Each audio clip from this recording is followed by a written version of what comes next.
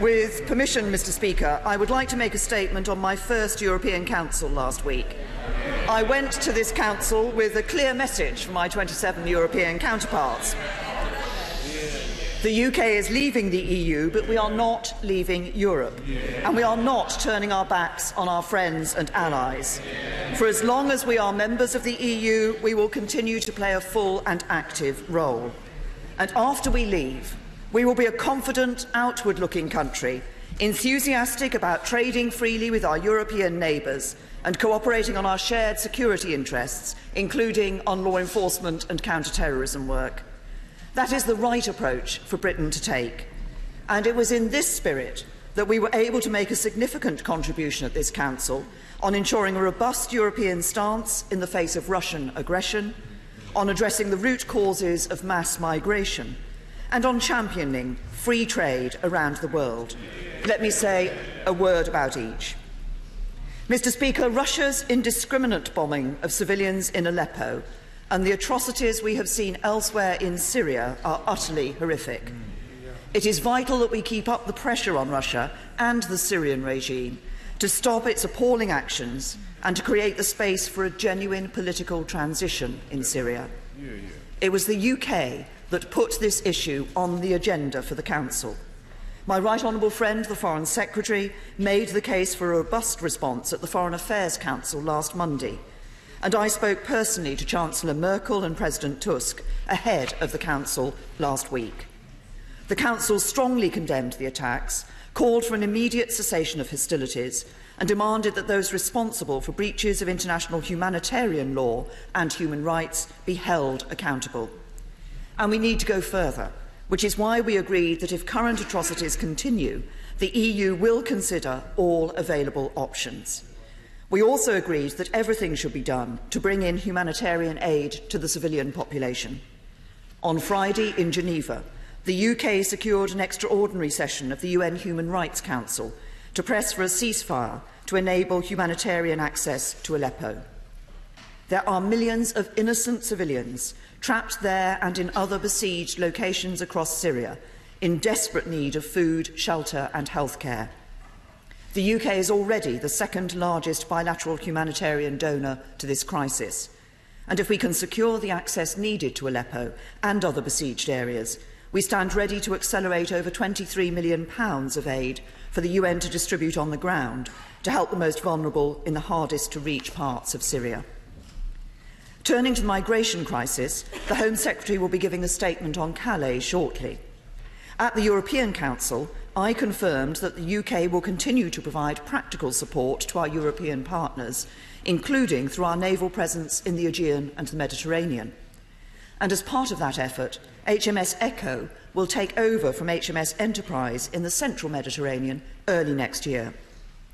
But I also reiterated the case I made last month at the United Nations for a new global approach to migration based on three fundamental principles.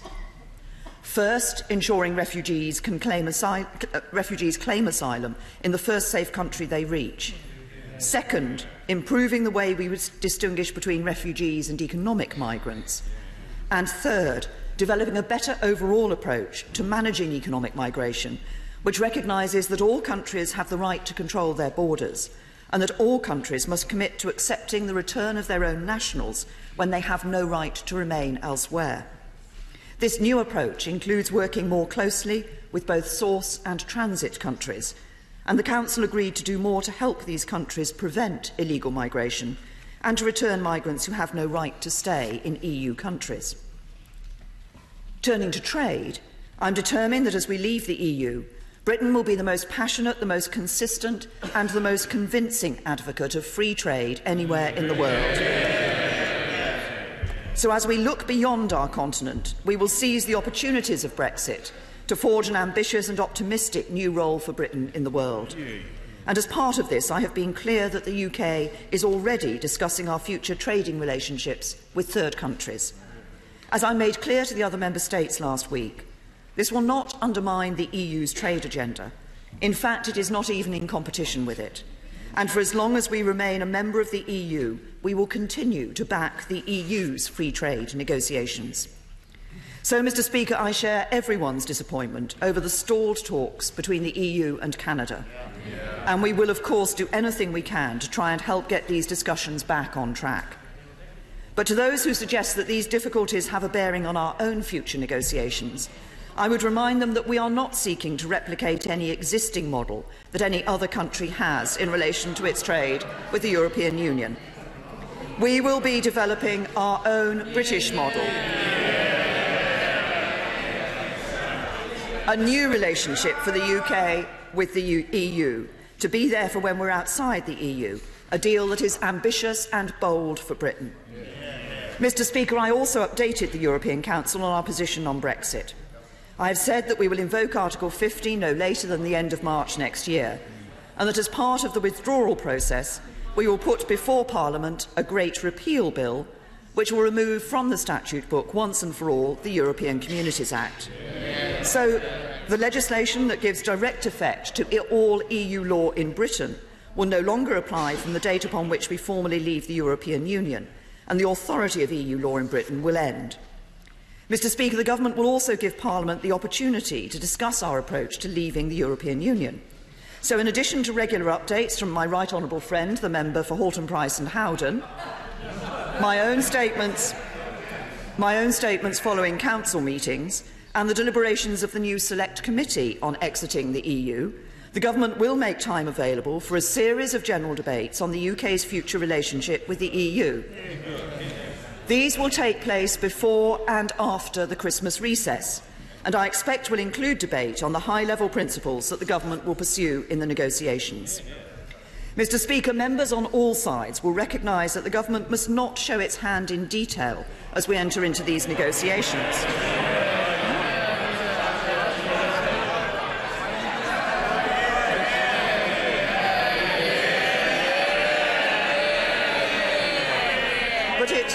But it is important that members have this opportunity to speak on the issues that matter to their constituents as we make our preparations to leave the EU.